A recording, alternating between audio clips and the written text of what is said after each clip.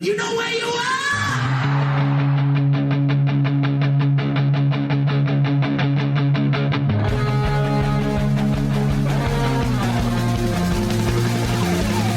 This is Appetite for Distortion.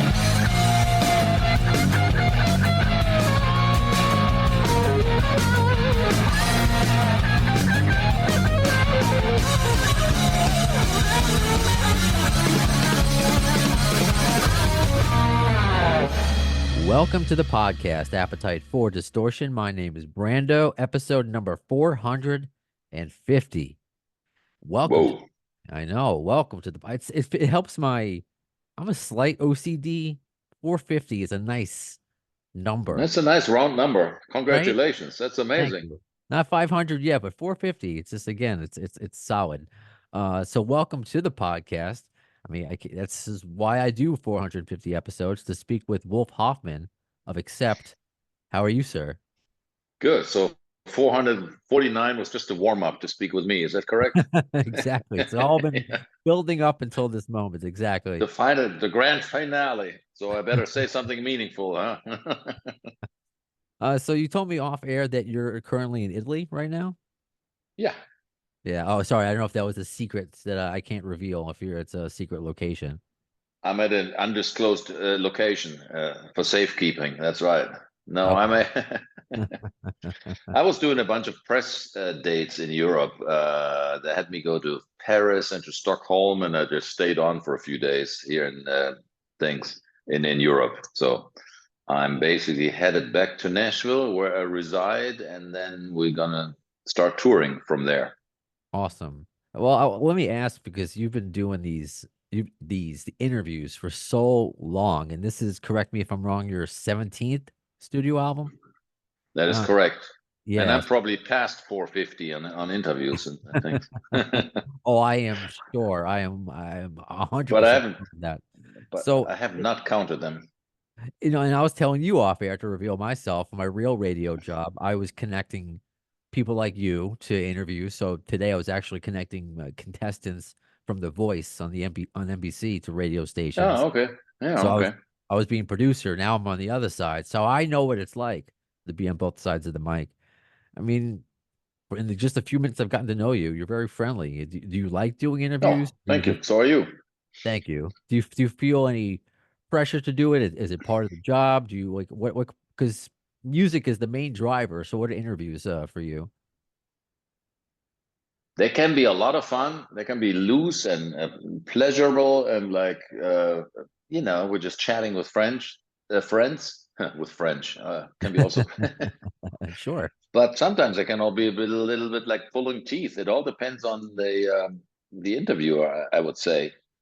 It's um, it's a two-way thing, man. I don't like the interviews that are just sort of reading off a question, and then once you've answered it, they go like, okay, so let me look on my list. And then that kind of stops the momentum. I like the interviews or when there's a lively back and forth between two people. That's when time flies and it's a lot of fun. Good. That's my wheelhouse. That's kind of conversational. And I've been doing radio for 20 plus years, and I've done where, I'm writing down the questions, but I've just found myself, I get too focused on the questions instead Yeah, of, I get it. Yeah, I would probably do the same. I would be if you're just reading off the question one by one, you don't really pay attention to what the guy just said. And I don't know. It's just different ways of doing it. But I prefer a loose conversation more than a checklist kind of thing. right, right. So I only have one thing on my checklist, which we'll get to, in addition to promoting, of course, Humanoid out April Right. 26th. Uh, I also speak what I'm thinking about, and I try to make a connection, and I can't help but think, and I don't know if at any point in time, as I do this, because you're in Italy, I'm in Queens, New York. My wife and 11-month-old son may come home in any minute, so Right. they were gone for the weekend, and I actually got to sleep in. So all I can think about is energy, energy to do something that you love. And you may laugh at me. I'm 40. Okay. So I'm only 40, I guess, you're a certain perspective that You're a kid, is what you're saying. Thanks. Sure. That I obviously love doing this, talking to people like you. I'm just making the comparison for you with being a guitarist and being on stage. It still takes for me a little extra energy to kind of like, okay, I got to get into conversation mode because when the mic's off, I'm pretty quiet. I even Right. mumble. I'm just not into it. So after all this time, how do you summon the energy to play with the amount of that you play with and still hit the stage and tour the world, or does it come naturally to you? My long-winded question. Good question. Yeah, I don't think I've ever even thought about it. Excellent question. Because it's not like you're just standing there with a guitar playing music. Because there are certainly people of all ages can do that, but when you're Yeah. playing the level of accept and that music, I mean that takes a certain amount of oof, to get into. And then once you do it, like And now, I was tired right before the interview, but now I'm into it. I'm awake. But I'm just right. curious. And the same happens when you actually get into touring and such. The first few shows, yeah, you haven't done it in a while and you feel a little sore after the show and you kind of feel your bones. But after a while, it's almost like working out when you first get it back into the gym after a long time. Everything hurts and you kind of hate yourself or everything is like ah.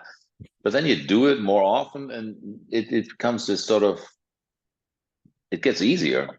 That's all I noticed. But yeah, if you haven't toured in a while, or then it takes a little bit of, oh yeah, you got to get into the zone of things, and you got to like prepare yourself mentally for it, and you got to start rehearsing, got to get back in shape if you're not, and all this kind of stuff. So it takes a little bit of focus, I would say, and determination to do it. You can't just say, I'm on vacation and tomorrow I start a tour and just out of the blue.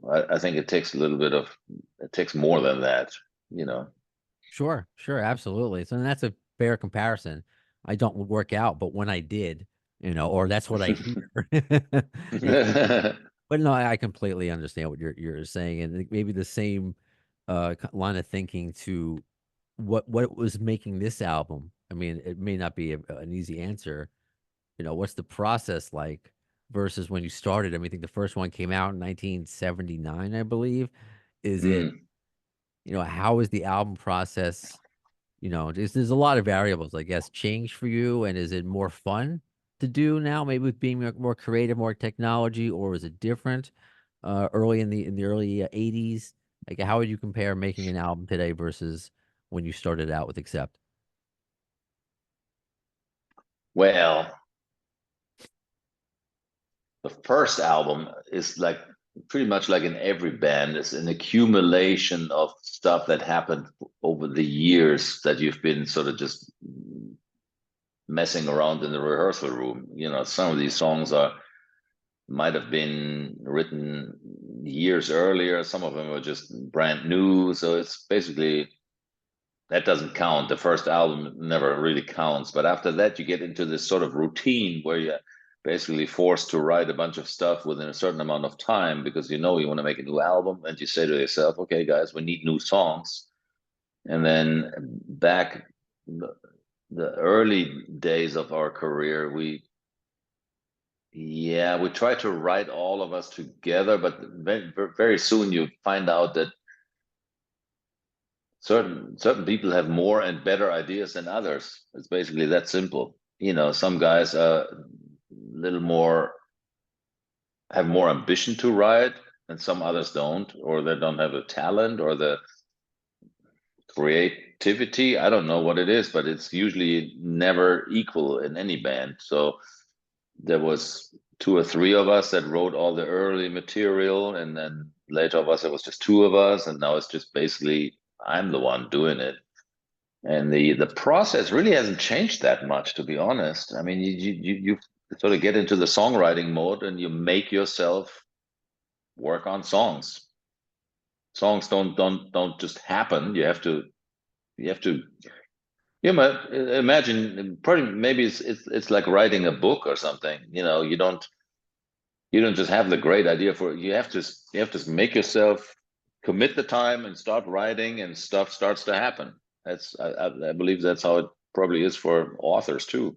It all starts and ends with the word, the song, the songs. That's exactly, no matter Right. what changes But in what I'm trying to say is, I guess,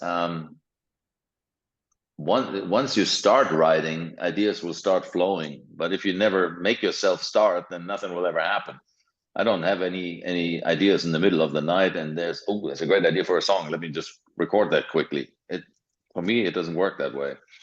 What about with Humanoid? Because there are certain, current themes, topical themes Mhm. in there that talking about AI, what you want to Right. achieve yourself. So I guess start to finish, how long did it take for you to finish this? And were you first inspired to, make Humanoid? Was it right away, hey, I want to make this album?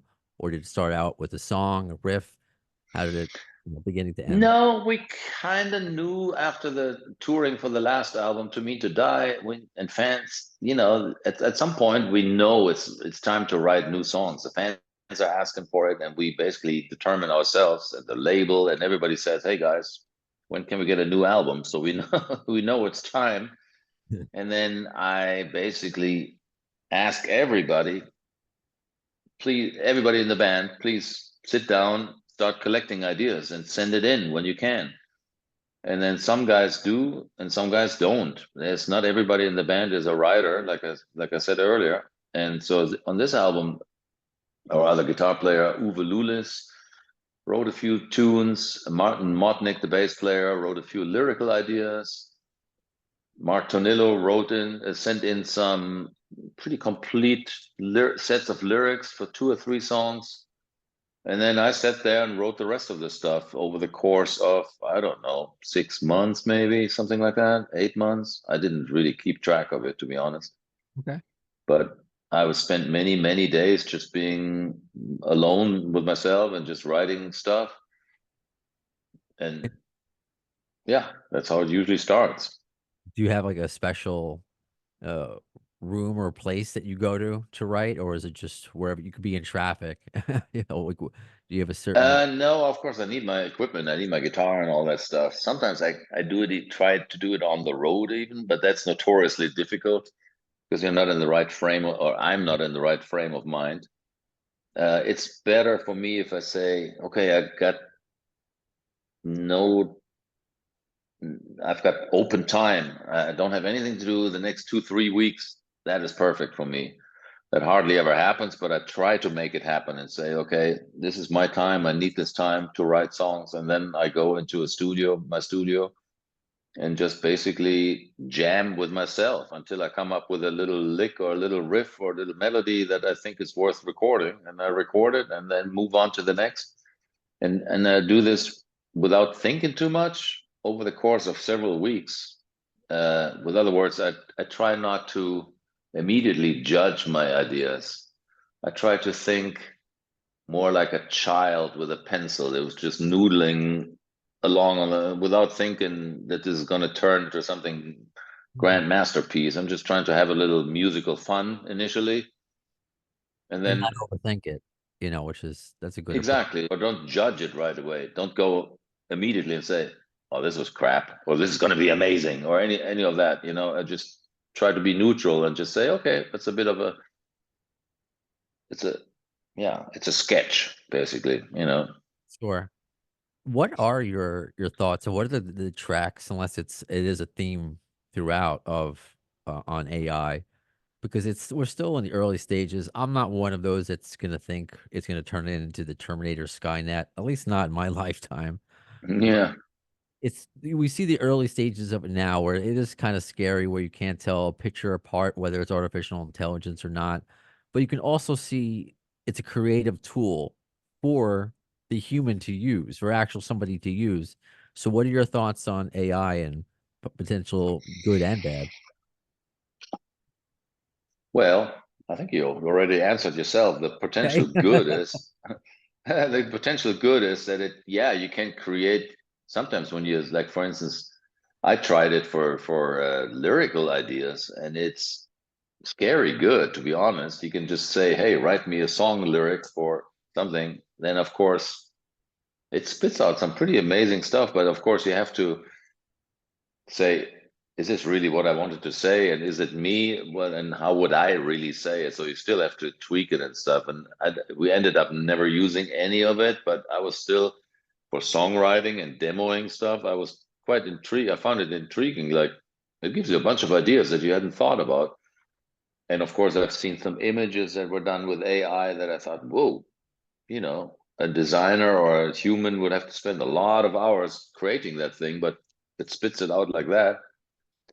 The shadow and downside of this is, of course, that people might lose their jobs over it. And the downside is also that it's not really truly original. AI doesn't really think of this stuff. It just looks at all the other stuff that was created by people and turns it into a different new version. It Right. uses, in the case of music, for instance, it uses existing songs and creates a new version, kind of like it, but it doesn't do it out of the blue sky. It looks at your stuff that, somebody created, and somebody, it's all kinds of legal issues that come up. So I'm a little concerned about all that. Yeah. Sure. And that's the transition. If you haven't noticed that the theme and the name of my podcast, Appetite for Distortion. I always say everyone and their mother, which I'm sure you know, has a podcast, but I want to be a little different with a Guns N' Roses theme. And It's a Guns N' good Roses, idea. I think so. I mean, it's a double-edged sword because it makes me stand out, but at the same time, some people just think that's all I talk about. But as you just saw up until this point, it's not all it's not just GNR. It's everything. It's a nucleus of a conversation. So they, in their latest video they put out for the song The General, it's all artificial intelligence. But there was a company that started out and they posted like drafts and drawings of it, but it was met with a lot of pushback. And it got me thinking, just like you said, it's not from the brain. It's not like Axl Rose with the Dolphins and Estranged back in '93. So it's in addition to, I guess, jumping off that, in addition to lyrics which weren't your bag. You got some ideas. What about just because I've seen some fan creations of AI. Would you ever make like an AI video? Is that Actually, we are making one right now. It's oh, going to be released, I don't know, in about a month or so. Um, but you'll see it, and it's interesting. I mean, I think it's fantastic just to see it. Of course, as we thought, even the first video we made, Humanoid, has got in the background. We're performing in front of a gigantic video wall, and the artwork that runs in the background, that was all created by AI. Just because, I mean, here we are. That's what we're talking about on this album, Humanoid. So it seemed to be just a fitting tool to use. Yeah, for sure. But well, there's going to be some. We still haven't quite figured out how this is going to turn out, how this is going to pan out in the future. How much of it is good, how much of it is bad. We're still at the infancy. oh, life. Well, it's going to be an interesting adulthood for my kid who turns again 11 months old today. Isn't it? I mean, I think we're in the middle of a huge, I mean, this digital revolution, as they call it. I think it's bigger than the industrial revolution was, and I think it has more far-reaching consequences on society than anything. I mean, Yeah, it's hard to argue, and I'm not going to argue with you on that. yeah. What I And use, one thing is for certain, we can't stop it. It's going to happen whether we want to or not. as they say, the horse is out of the barn, the toothpaste is out of the Right. tube. It's out. It's out. Yeah, it's out, and it's gonna get used. We just have to, you know, see how to deal with it. That's what we haven't figured out yet, because Just, technology is so fast, we can't keep up with all the, yeah, just how society deals with it. are we in the Matrix right now, Wolf Hoffman? Yes or no? Of course we are. In addition, because I use a 6 degrees of what I call GNR bacon, and I wasn't sure if there was any connection before I get you out of here. Of course, I got to talk some GNR. I don't know if you've Have met any of the guys and any relationship with like Slash or Duff, or have you seen them in concert before? Do you have any 6 degrees of Guns N' Roses bacon? I do not. Never had any interaction with any of them. Okay. Or did I? No, I have not. I don't Okay. think I've ever even seen them live, to be honest. No, I have not. Okay. Okay. So I'm a kind of a virgin in that sense. Okay, so no 6 degrees there. But let me ask you, because it was unavoidable in 1987 when Appetite for Destruction came out. Do you remember what Yeah. your thoughts were? Because it was in a lot of fans' eyes, it was a changing of the guard a bit with the glam rock, the hair, what's called hair metal. So how did you see it already providing a harder type of rock? Did you see it that way? I did. I remember actually. I remember where it was. We were at the photo studio in New York, and the photographer is Mark Weiss, and he played it. He did a photo session with us. You know, the old-fashioned style with like glam. I mean, we weren't really ever a glam band, but the style back then was pretty like pretty pictures with pose and good-looking hair and all this kind of stuff. Right.